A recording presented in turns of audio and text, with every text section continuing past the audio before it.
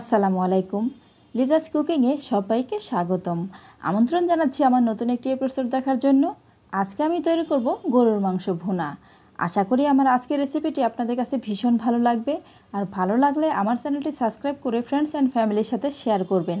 আর পাশে থাকা বেল বাটনে ক্লিক করে রাখবেন আমার পরবর্তী ভিডিও নোটিফিকেশন পাওয়ার জন্য। আর ভিডিওটি দেখা শুরু করার আগে অবশ্যই একটি লাইক দিয়ে তারপর দেখা শুরু করবেন। এর জন্য প্রথমে আমি চুলায় একটি প্যান বসিয়ে গরম করে দিয়ে দিচ্ছি রান্নার তেল।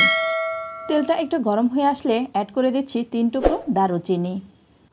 সাদা এলাচ দিয়ে দিচ্ছি 4টি, আর এলাচগুলোকে একটু মুখটা ফাটিয়ে দিয়েছি। লবঙ্গ দিয়ে দিচ্ছি 7-8টি। একটি তেজপাতা মাঝখান থেকে চিড়ে দিয়ে দিচ্ছি।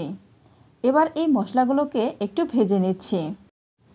এই মশলা থেকে যখন ফ্লেভার বের হবে তখন বুঝতে হবে মশলাগুলো ভাজা হয়ে গেছে।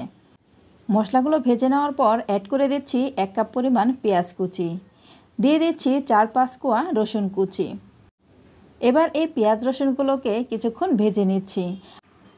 আর এই পেঁয়াজ রসুনগুলোকে কিন্তু একেবারে লাল করে ভেজে নেওয়ার কোনো প্রয়োজন নেই। একটু স্বচ্ছ হয়ে আসলে এখানে অ্যাড করে দিচ্ছি টমেটো কুচি। টমেটো কুচি দিয়ে ভেজে নিচ্ছি। আর এই টমেটো কুচিটা একটু সিদ্ধ হয়ে আসলেই এখানে অ্যাড করে দিচ্ছি মরিচের গুঁড়া 2 টেবিল চামচ, হলুদের গুঁড়া দিয়ে দিচ্ছি 1 টেবিল চামচ, ধনিয়ার গুঁড়া দিয়ে দিচ্ছি 1 টেবিল চামচ,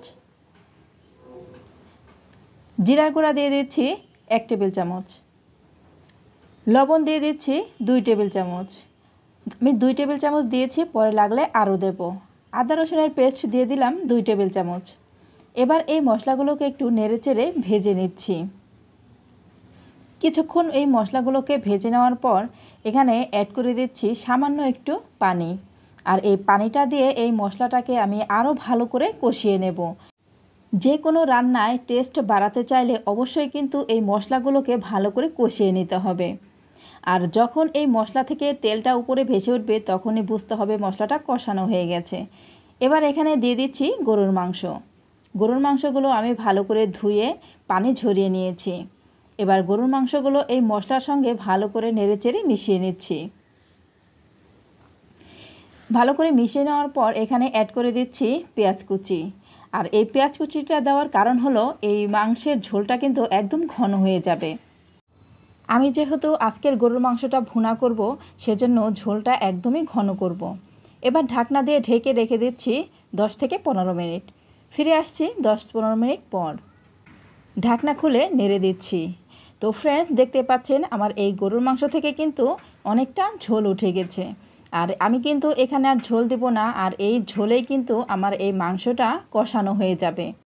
আমি আবারও ঢাকনা দিয়ে ঢেকে রেখে দিচ্ছি। মাংস থেকে এই ঝোলগুলো শুকিয়ে গেলেই বুঝতে হবে মাংসটা কষানো হয়ে গিয়েছে।